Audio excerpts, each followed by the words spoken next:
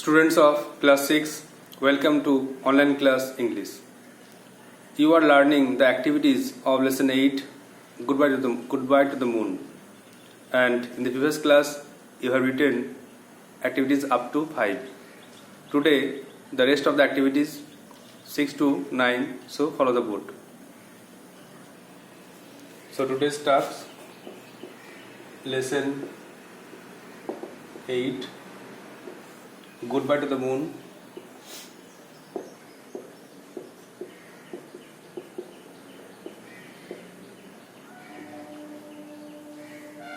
And activities 6. At first, read the question. Fill in the following chart with information from the text. Text থেকে তথ্য নিয়ে পূরণ করো। Number A, cause effect. Cause মানে কারণ, effect ফলাফল। এফেক্ট দেওয়া আছে, ফলাফল কারণটা খুঁজতে হবে। The governor went right away after he was called. রাজ্যপাল চলে গেলেন যখন তাকে ডাকা হলো। এর কারণটা কি? কারণটা হচ্ছে, দেখো এখানে খুঁজে লিখতে হবে এই পেজে, the press and TV R waiting for হিম বা ফর ইউ। এই সাংবাদিকরা, দূরদর্শন লোকেরা তার জন্য অপেক্ষা করছিল। আর এটা পার্সেন্স লিখবে, 8টাকে ওয়্যার করবে। তাহলে অ্যান্সারটা হয়ে যাবে অ্যাক্টিভিটি 6-এর এ, the press and TV were waiting for him. and TV মানে দূরদর্শন লোকেরা।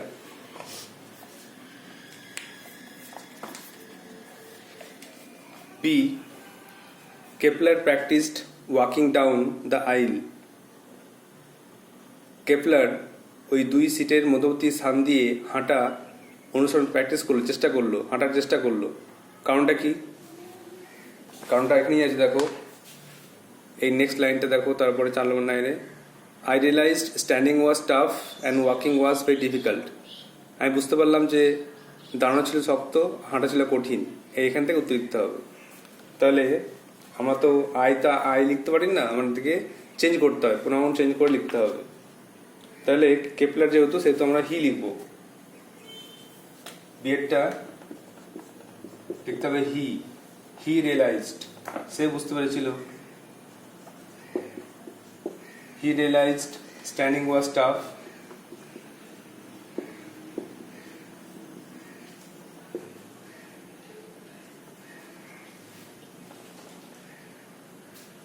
and walking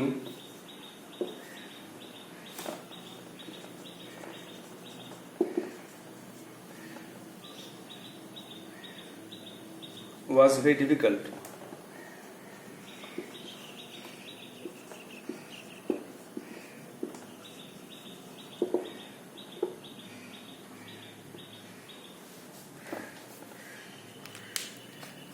The answer হয়ে গেল যে he realised standing was tough and walking was very difficult.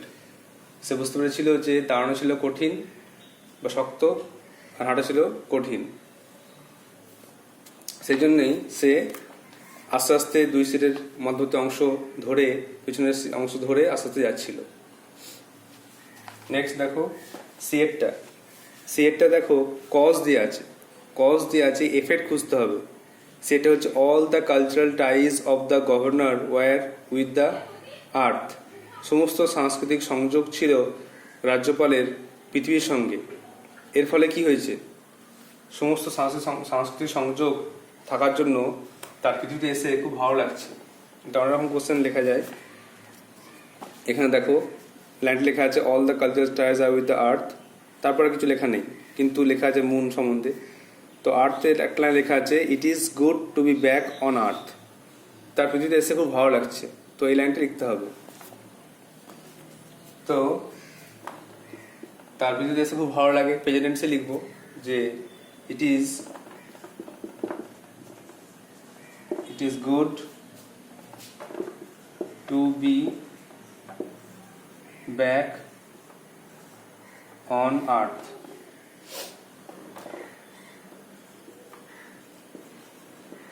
পৃথিবীতে এসে তার খুব ভালো লাগে, যেহেতু তার সঙ্গে পৃথিবীর সঙ্গে তার সাংস্কৃতিক সংযোগ আছে। নেক্সট ডি দেখো, এটাও কজ দেওয়া আছে, এফেক্ট খুঁজতে হবে যে Kepler was not wearing a space suit. Kepler কিন্তু একটা স্পেস স্যুট মহাকাশযানের জ্যাকেট পরেনি বা পরেছিল না।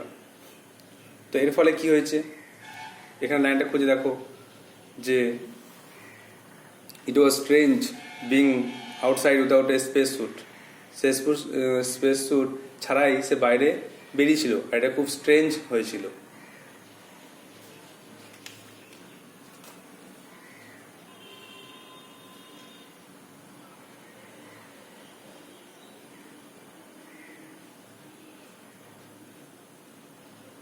তো এই লাইনটা লিখে দিতে হবে,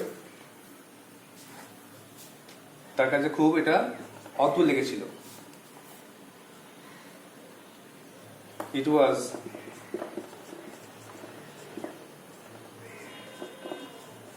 strange being outside without a space suit. তাহলে মহাকাশযানের জ্যাকেট ছাড়া তার কাছে খুব অদ্ভুত মনে হয়েছিল। তাহলে it was strange being outside without a space suit. যে রিভাইজ করে নাও এরটা,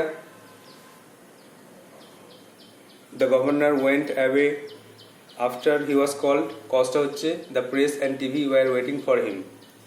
B Kepler practised walking down the aisle. Kepler হাঁটা প্র্যাকটিস করলো, কারণটা হচ্ছে he realized standing was tough and walking was very difficult. Seta, all the cultural ties of the governor were with the earth. তার সমস্ত সাংস্কৃতিক সংযোগ ছিল পৃথিবীর সঙ্গে। এর ফলে কি হয়েছে না, it is good to be back on আর্থ। তার পৃথিবীতে এসে খুব ভালো লাগছে। Number D, Kepler was not wearing space suit. Kepler space suit পরেনি। এর ফলে কি হয়েছে না, it was strange being outside without a space suit. Space suit ছাড়া বাইরে বেরোতে তার অদ্ভুত অনুভূতি হচ্ছে।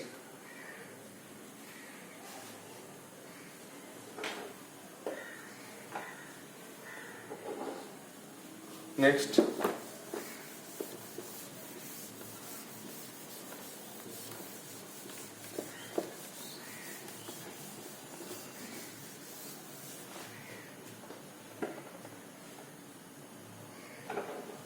activity 7.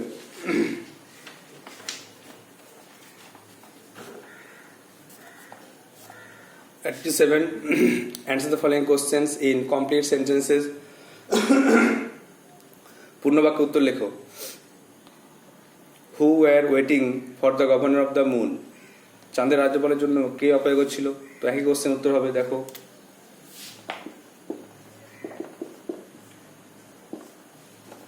তোমরা অনেকেই উত্তরগুলো পাঠিয়েছো আমার কাছে, উত্তরগুলো ঠিক হয়েছে। তাহলে হুয়ের জায়গায় এখানে উত্তর লিখতে হবে। হুয়ের জায়গায় লিখবো যে কারা কারা ওয়েট করছিল, তাহলে একইভাবে লিখবো the press and the TV.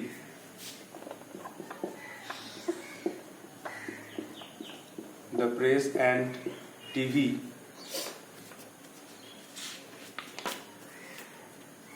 were waiting for the governor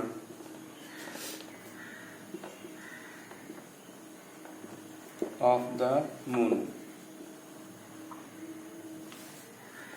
প্রেসের লোকেরা, দূরদর্শন লোকেরা তার জন্য অপেক্ষা করছিল।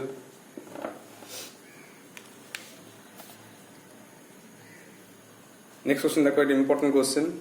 How according to Kepler's father, কেমন করে কেপলার বাবার মতে could the difference between Earth and moon people be resolved, কী করে বা কীভাবে পৃথিবী এবং চাঁদের মধ্যে সমস্যা দূর হবে।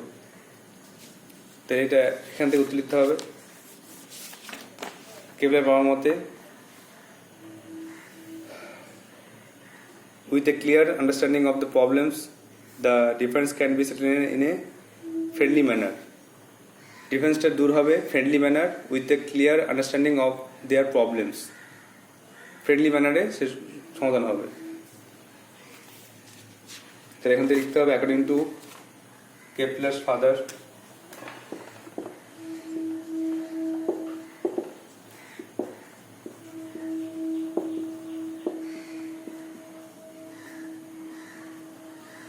according to Kepler's father,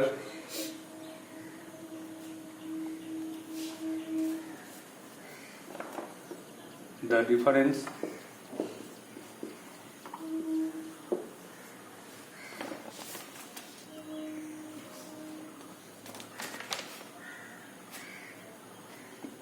between Earth and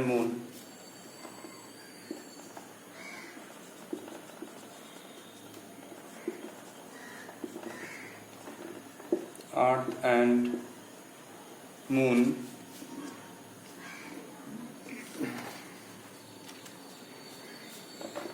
can be settled নিষ্পত্তি করা যাবে can be settled in a friendly manner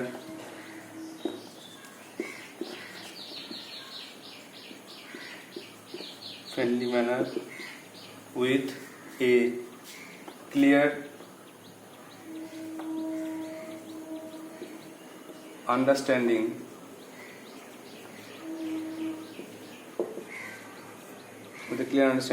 of their problems.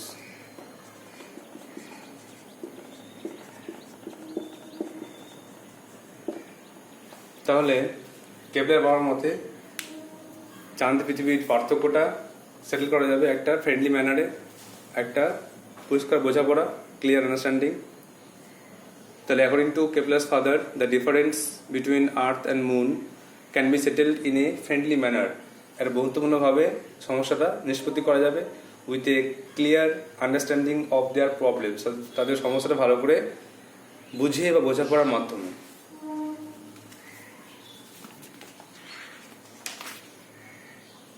তাহলে আমরা রিভিশন করে নিচ্ছি। তাহলে প্রথমে আমাকে বোর্ডটা মুছতে হবে বলে।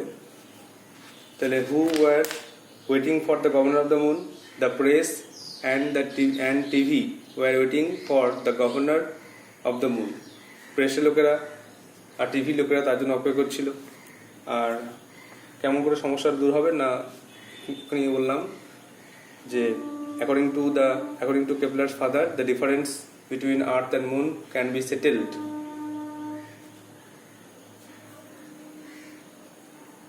in a friendly manner with a clear understanding of their problems.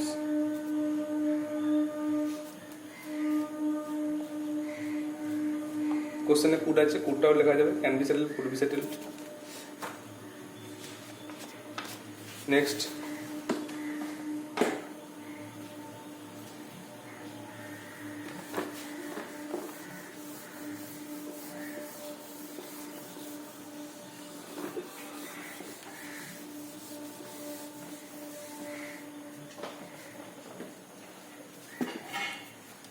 দেখে নাম্বার সি দেখো, how is Kepler's father attached to the moon.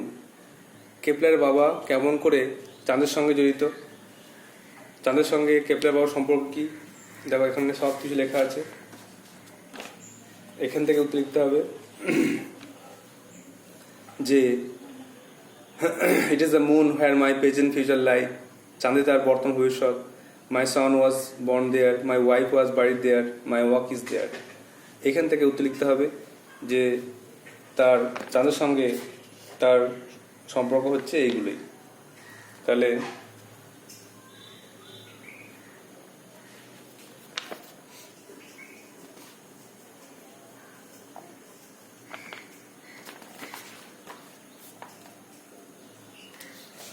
শুরু করো। Kepler's father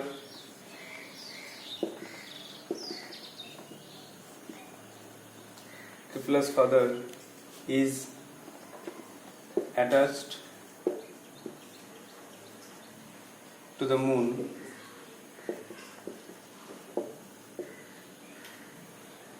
as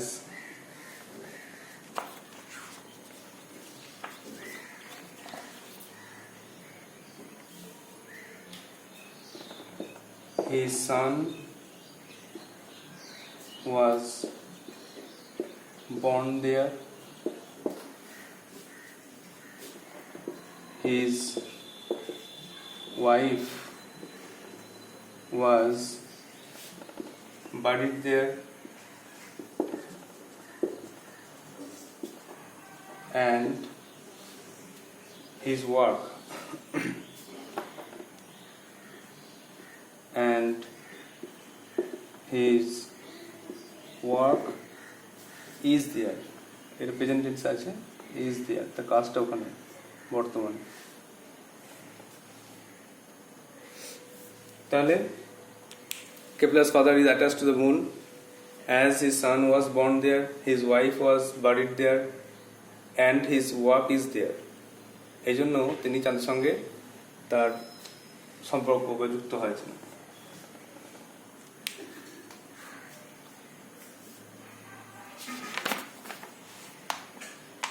next question দেখো, ডিএডটা, why did Kepler feel that Earth would suddenly be fun?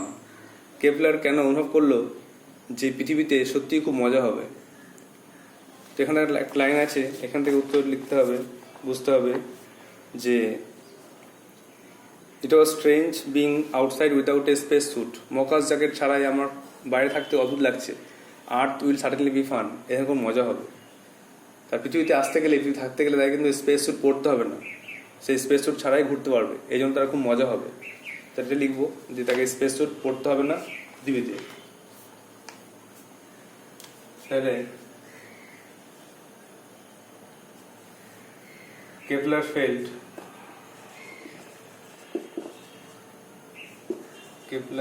felt that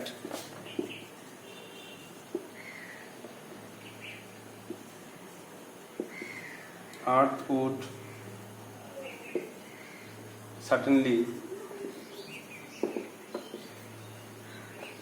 be fun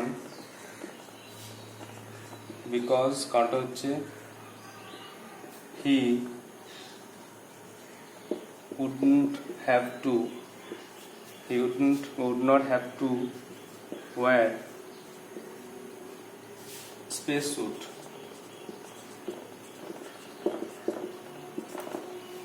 কারণ তাকে space sweet পরতে হবে না, পৃথিবীতে তাকে থাকার সময় স্পেস স্যুট পরতে হবে না, আর স্পেস স্যুট না পরলে তার একটা স্ট্রেঞ্জ ফিলিং হবে, এই জন্য তার কিন্তু এখানে থাকতে খুব ভালো লাগবে।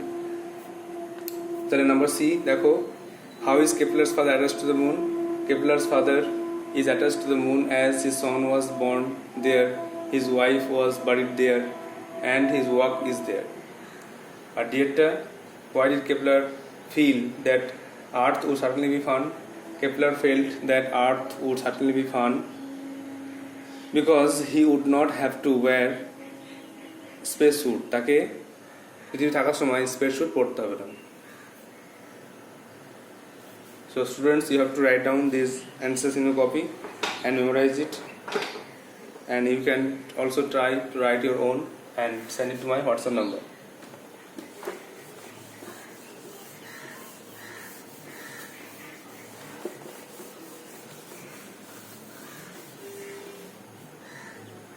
Next is grammar. Just read the sentences.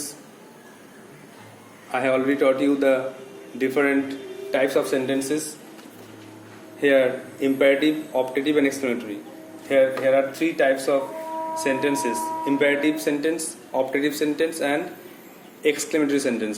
I have already give you the structures of the sentences, so just revise them and learn it. Read the following sentence. You must not miss the sight. তুমি অবশ্যই এই দৃশ্য দেখো। Good luck governor, রাজ্যপাল শুভযাত্রা, আপনার যাত্রা ভালো হোক, আপনাকে উইশ করছি আপনার ভাগ্য ভালো হোক। And last one, the planets all water, এই গ্রহটা সবটাই জল।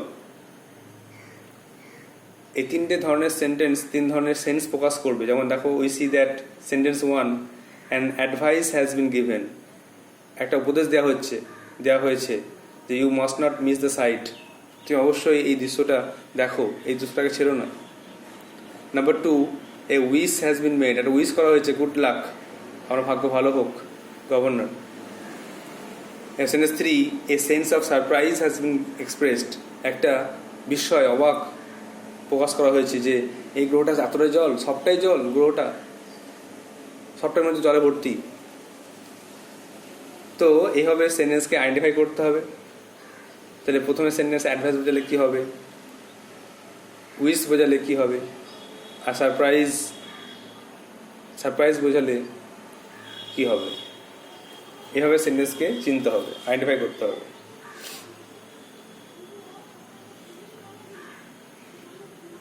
তাহলে এখানে এরপরে দেখো, এরপরে এই কোশ্চেনটা, এটা ওই পার্টটা মুখস্থ রাখতে হবে যে sentences expressing advice, suggestion, order, comment or request are imperative. যে সমস্ত সেন্টেন্স দ্বারা advice, suggestion, order, comment, request প্রকাশ পায় তাকে বলা হয় ইম্পারেটিভ সেন্টেন্স।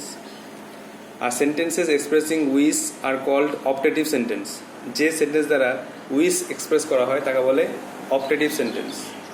তাহলে ইচ্ছা প্রকাশ করলেই অপটেটিভ সেন্টেন্স, আর উপদেশ, প্রস্তাব, আদেশ, অনুরোধ প্রকাশ করলে বলা হয় ইম্পারেটিভ সেন্টেন্স। আর sentence expressing a sense of surprise, বিস্ময়, স্ট্রং ফিলিংস অফ হ্যাপিনেস, আনন্দ, বিস্ময় প্রকাশ করলে, আর স্যাডনেস, দুঃখ প্রকাশ করলে, আর কল্ড এক্সক্লেমেটরি, সেগুলো হয়ে যায় এক্সক্লেমেটরি সেন্টেন্স। তাহলে প্রত্যেকটা সেন্টেন্সে গঠন মনে রাখতে হবে যে ভাব দ্বারা শুরু হলে, বেশিরভাগ সেন্টেন্স ভাব দিয়ে শুরু হলে ইম্পারেটিভ সেন্টেন্স, যেগুলো অর্ডার, অ্যাডভাইস, কমেন্ট প্রকাশ করবে। আর উইশ প্রকাশ করলে অপটেটিভ, বেশিরভাগ সময় মে থাকে, মে দিয়ে উইশ করা হয়, may you be happy, may God bless you, wish pray করলে অপটেটিভ। আর এক্সক্লেমেটরি সেন্টেন্সে এক্সক্লেমেশন মার্ক থাকবে, এক্সক্লেমেটরি ওয়ার্ড থাকতে পারে বা এক্সক্লেমেশন মার্ক থাকবে, এইভাবে চিনতে হবে। তো একটু শর্টে লিখে দিচ্ছি যে ইম্পারেটিভ সেন্টেন্স, ইম্পারেটিভ চিনবে কী হয়, ভার্ব দিকে, ভার্ব প্লাস অবজেক্ট থাকবে, তাহলে চিনবে ইম্পারেটিভ সেন্টেন্স। আর এটা তো উপরেগুলো প্রযোজ্য, উপরেগুলো মনে রাখতে হবে, অ্যাডভাইস, সাজেশন, অর্ডার প্রকাশ করতে হবে। অপটেটিভ সেন্টেন্স দ্বারা কি প্রকাশ করবে না, উইশ প্রকাশ করবে, আর সেটা মে থাকবে, মে প্লাস এসবিও, অথবা হ্যাডও থাকতে পারে, উইশ প্রকাশ করবে। আবার আছে এক্সক্লেমেটরি সেন্টেন্স, এক্সক্লেমেটরিতে একটা এক্সক্লেমেশন মার্ক থাকবেই, হয় সেটা এক্সক্লেমেটরি একটা ওয়ার্ড থাকতে পারে, হুররে, অ্যালাস, ফাই, ফাঁস, এগুলো এক্সক্লেমেটরি ওয়ার্ড, আর না হলে হোয়াট, হাউ দিয়েও এক্সক্লেমেটরি সেন্টেন্স প্রকাশ করা হয়ে থাকে, আর লাস্টে এটা এক্সক্লেমেশন মার্ক থাকবেই, এটাকে চিনতে হবে এক্সক্লেমেটরি। তাহলে ইম্পারেটিভ, অপটেটিভ আর এক্সক্লেমেটরি, এই তিন ধরনের সেন্টেন্স কিন্তু আমাদেরকে চিনতে হবে এই নিচের গ্রামারগুলোতে। তো দেখো activity 1,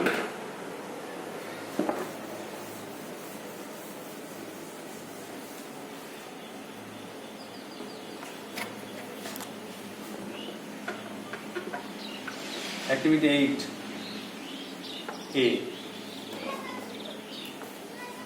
Read the following sentences. এই সেন্টেন্সগুলো পড়তে হবে, আর পড়ার পরে now fill in the table correctly, নিচে টেবিলটাকে ফিল আপ করতে হবে।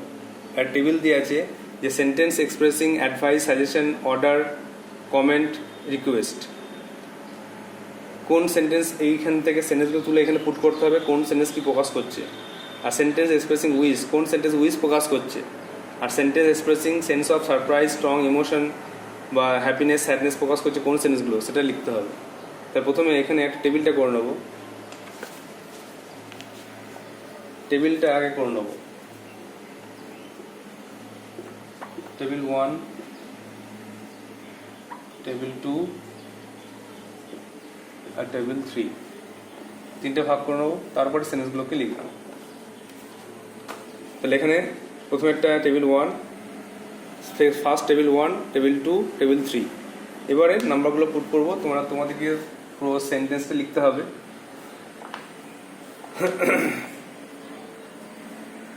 Number 1, what a lovely sight, কি সুন্দর দৃশ্য। কি সুন্দর দৃশ্য মানে এটা কিন্তু অবশ্যই একটা এক্সক্লেমেশন প্রকাশ করছে, আর স্ট্রং ইমোশন প্রকাশ করছে, হ্যাপিনেস প্রকাশ করছে, এই জন্য কিন্তু এটা হচ্ছে এক্সক্লেমেটরি সেন্টেন্স। আর এটা বসবে এই করে, তোমাকে এইটা লিখতে হবে এখানে। তাহলে what a lovely sight. Next দেখো নাম্বার 2, শাট দ্য ডোর, দরজা বন্ধ করো, দরজা বন্ধ করো। তো এখানে একটা অর্ডার করছে যে শাট দ্য ডোর, দরজা বন্ধ করো, আর দেখো ভাব দিয়ে শুরু হয়েছে, তো ভাব দিয়ে শুরু হলে ইম্পারেটিভ সেন্টেন্স, তো 2 নম্বরটা এখানে লিখতে হবে। 2 নম্বরটা প্রথমে ঘরে আছে।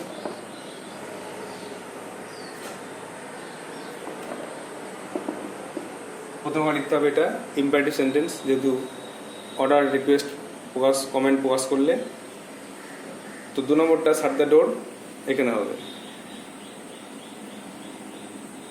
আর টেবিলটা ঘুরিয়ে দিচ্ছি, নাহলে বুঝতে অসুবিধা হতে পারে।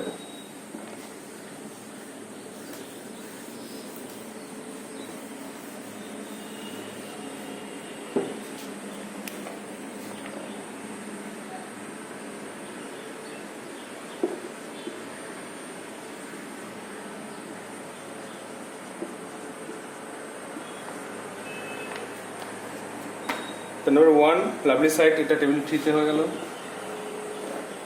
Number 2 shut the door, order বোঝাচ্ছে বলে প্রথমে ঘরে।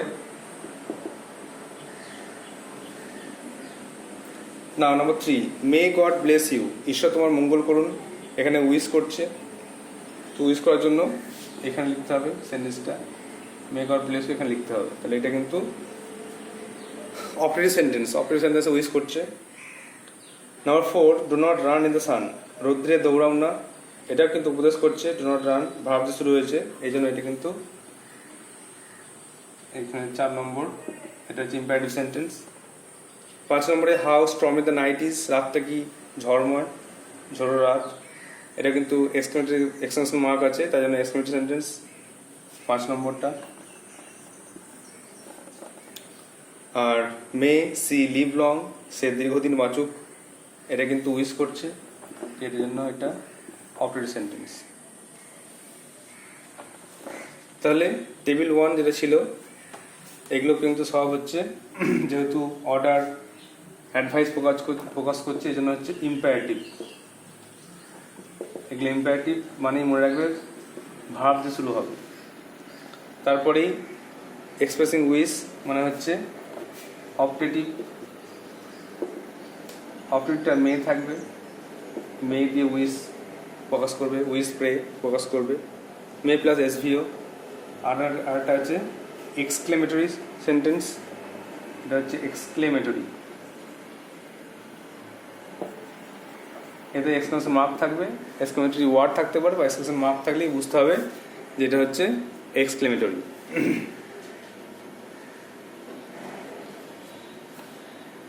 I hope you have understood. যারা বুঝতে পারে যে মুখস্থ রাখতে হবে এই ব্যাপারটা, যে ইম্পারেটিভ কাকে বলে না, অর্ডার, অ্যাডভাইস, সাজেশন প্রকাশ করলে ইম্পারেটিভ, আর উইশ প্রকাশ করলে অপারেটিভ, আর ইমোশন, সারপ্রাইজ ইমোশন প্রকাশ করলে এক্সক্লেমেটরি। এইটা মুখস্থ রাখতে হবে। আর স্ট্রাকচারগুলো, সেন্টেন্সের স্ট্রাকচারটা আগে লিখেছি, আর একটু আগে লেখালাম, আর আগের ক্লাসগুলোতেও লিখেছি 5 প্রকার সেন্টেন্সের প্রত্যেকটা স্ট্রাকচার এক্সাম্পল, তো এগুলো করতে হবে, করলেই বুঝতে পারবে। নেক্সট এবার নিচে ট্রাই করো, নিচে অ্যাক্টিভিটি 8B ট্রাই করো, দেখো নিচে পারছো কিনা। এটাই তোমাদের হোম টাস্ক দেওয়া হবে activity.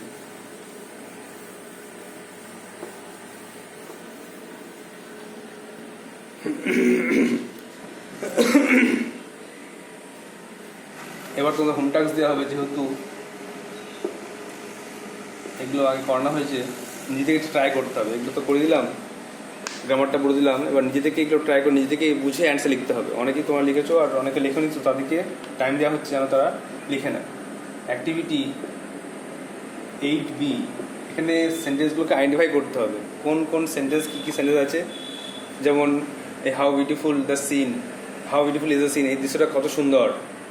May God have mercy, ঈশ্বর তাকে দয়া করুন। ওবে ইয়োর টিচার্স, শিক্ষকদের মেনে চলো। হ্যাভ এ সেফ জার্নি, আপনার যাত্রা শুভ হোক, যাত্রা সুরক্ষিত হোক, নিরাপদ হোক। Please give me a glass of water, আমাকে এক গ্লাস জল দিন।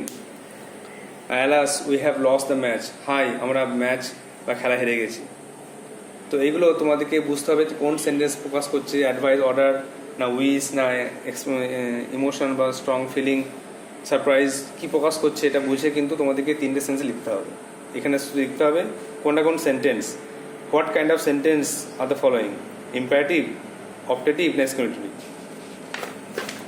নেক্সট তোমাদের টাস্ক হচ্ছে প্রিপোজিশন। প্রিপোজিশনের ক্লাস আগে হয়েছে, কিছুদিন আগেই আমি কিছু ইম্পর্টেন্ট প্রিপোজিশন নিয়ে ক্লাস করলাম, তো ওইগুলো দিয়েই এখানে হবে। যেমন he ran dash the room, সে ঘরে প্রবেশ করেছিল, সে ঘরে দৌড়ে গিয়েছিল। The bird flew dash her head, পাখিটা মাথার উপর দিয়ে উড়ে গেছিল। I am walking dash the station, আমি স্টেশনের দিকে হেঁটে গেলাম। তো দিকে বোঝালে কী হবে, মাথার উপর দিয়ে উড়ে গেল কী হবে, আর দৌড়ে ঘরের ভেতর প্রবেশ করলো, গতিশীল অবস্থায় ঘরের ভেতর প্রবেশ করলো কী হবে। Are the cow is dash the field, গরুটি মাঠে আছে, গরুটি মাঠে কোনখানে আছে, এটা তোমাকে নিজে বুঝেই প্রিপোজিশন দিয়ে অ্যান্সার লিখতে হবে। প্রিপোজিশন লিস্ট জানো, in, on, to, from, by, into, over, above, এগুলো সব কিন্তু ফ্রম, টু, এগুলো সব প্রিপোজিশন। তো এইগুলো দিয়ে তোমাকে কিন্তু এগুলো ফিল আপ করতে হবে। তাহলে অ্যাক্টিভিটি 8C হোম টাস্ক দেওয়া হলো। তারপরে 9A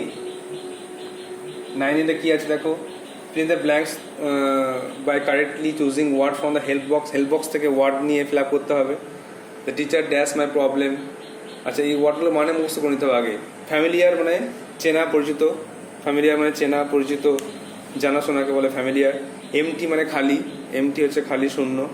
ম্যাগনিফিসেন্ট মানে এক্সেলেন্ট, চমৎকার, সুন্দর, দারুণ। আর রিয়েলাইজ মানে বুঝতে পেরেছিল। তো এইগুলো ওয়ার্ড বলে দিলাম মানেটা, এগুলো এবার ফিল আপ করতে হবে। The teacher dash my problem, শিক্ষক আমার সমস্যাটা। ইট ওয়াজ এ ড্যাশ সাইট, এটা ছিল সুন্দর একটা দৃশ্য। Dash vessels make most noise, vessel মানে হচ্ছে কলসি খুব আওয়াজ করে, বা পাত্র, মাটির পাত্রকে ভেসেল বলা যায়, পাত্র খুব আওয়াজ করে। Are the house look dash to me, বাড়িটা আমার কাছে কেমন লাগছে, এগুলো। And the